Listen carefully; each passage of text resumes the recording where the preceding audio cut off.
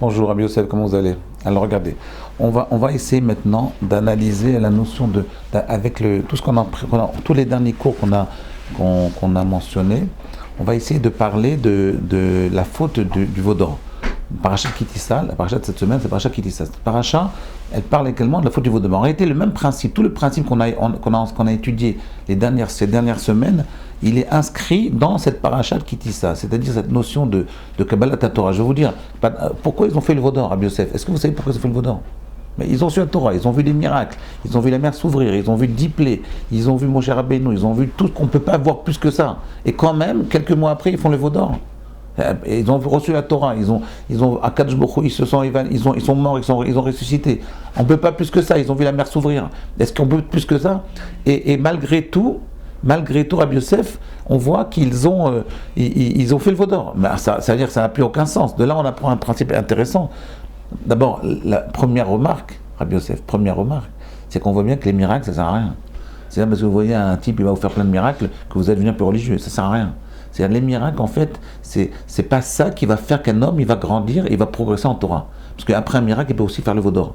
Donc en réalité, ce qui fait qu'un homme il progresse en Torah, c'est cette notion-là d'intériorité. Qu'est-ce que tu as vraiment inscrit au plus profond de ta personnalité? Quel est le message le plus profond que tu as inscrit au fond de ta personnalité? C'est ça qui va conditionner toute ta vie future. C'est ça qui va conditionner ta hirat shamayim et ta crainte de Dieu. Maintenant, écoutez bien, Rabbi Yosef, je vais vous dire quelque chose. Regardez ce qu'il écrit à Rabbi dans Alishur Bet.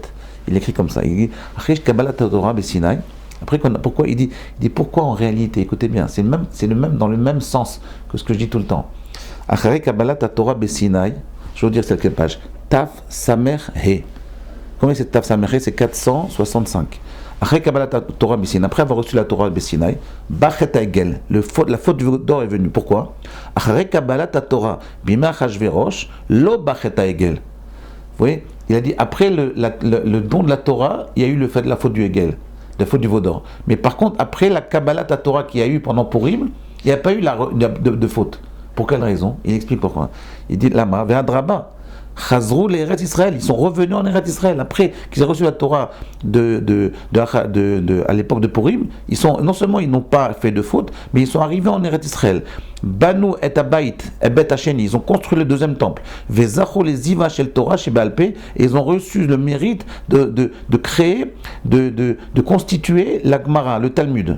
La Torah chez Baal Peh. Ve'anshek Knesset Agdola, Irziru Ateret Lioshna, et les gens de Grand Sanhedrin, ils ont ramené la couronne, la vraie couronne du peuple juif. Ve'tiknu lomar b'shmona esrei agadol agibor vanora. Après, Yirmia lo amar Nora, Daniel lo amar Gibor, regardez ce qu'il dit pourquoi. Pourquoi après pourquoi après le don de la Torah ils ont fauté, et après le don de la Torah à Purim ils n'ont pas fauté, ils ont mérité de construire le temple et d'arriver en Eretz Israël. Il dit pourquoi, il explique pourquoi, il dit parce que il dit Chazrou lomar bechol hashanim. Il dit pourquoi? Il dit parce qu'en fait ils ont reçu la Torah au mont Sinaï. Il y a un petit problème, c'est qu'ils ont eu trop peur. Ils n'ont pas reçu la Torah avec assez de simcha. Et quand tu ne reçois pas la Torah avec un minimum de simcha, alors ils ont eu peur. Ils n'arrivaient pas à conjuguer la peur et la joie. Ils ont eu trop peur. Et donc ça s'est fixé en eux d'une façon un peu particulièrement un peu négative. C'est pour ça qu'ils ont fait la faute du Vaudor. Il y a eu une sorte de rejet. Vous ne mettez pas ça en titre, hein, Rabbi Yosef. Mais c'est ce qu'il dit à Volvo, je ne rajoute rien. Hein. Il dit en fait qu'il y a yoter midayira velo maspik simcha. Vous voyez? Et donc vous voyez des fois, vous voyez là on voit comment. C'est incroyable. Chazrou lomar. Où est-ce qu'il le dit exactement?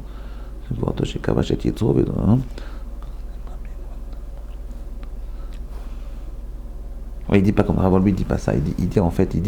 Il dit parce qu'ils n'ont pas eu assez de simcha, et à Purim, du fait qu'il y a eu beaucoup plus de simcha, là ça s'est fixé beaucoup plus profondément dans leur être. Vous voyez, donc la simcha, le Chafetz Chaim disait que la joie dans la Torah, la joie dans les mitzvot, non seulement c'est ce qui reste après la vie, comme on l'a dit dans les cours précédents, mais plus que ça, c'est ce qui fixe, le Chafetz Chaim dit, c'est ce qui fixe les mitzvot et la Torah à vous-même. C'est ce qui vous fixe la Torah et les mitzvot. C'est ce qui vous donne, il appelle ça une colle, comme la colle. Ça vous colle à la peau. la Torah vous colle à la peau, parce que c'est quand tout ce qui vous provoque une joie et un plaisir, ça vous colle à la peau. Et ça devient votre personnalité. C'est énorme. Ah, mais vous comprenez ce que je veux dire? Ça veut dire que donc il faut faire très attention. C'est sûr qu'on a besoin de la hiéra, parce que la hiéra, c'est ce qui va nous structurer. C'est sûr on a besoin de la peur, un peu de crainte de Dieu, un peu de crainte des parents, un peu de crainte des rabbinim, parce que ça nous structure. Un peu de crainte aussi de Rosh Hashanah Yom Kippour, un peu de crainte de la réalisation des mitzvot, un peu de crainte, mais beaucoup de joie. Pourquoi? Parce que la crainte tout seul est créée à rejet. S'il y a un peu trop de crainte, si par exemple vous êtes capable, l'Eirat Shamaim c'est une des midas les plus importantes. La crainte de Dieu c'est une des midas les plus importantes, parce que c'est comme ça qu'un homme y grandit vraiment. C'est comme ça qu'il ne fait pas de faute. Vous êtes d'accord, Rabbi Yosef? Mais s'il n'y a pas assez de joie dans votre vie, et vous mettez beaucoup de crainte, alors ça peut provoquer chez nous-mêmes et chez nos enfants une réaction de rejet. On a l'habitude de dire chez les enfants, regardez, même chez nous c'est pareil. Vous voyez, ça veut dire qu'il faut essayer d'apprendre à conjuguer la joie et la crainte de Dieu d'une façon originale, d'une façon que ce soit homogène. Vous voyez, il faut qu'il y ait une homogénéité entre la crainte et la joie.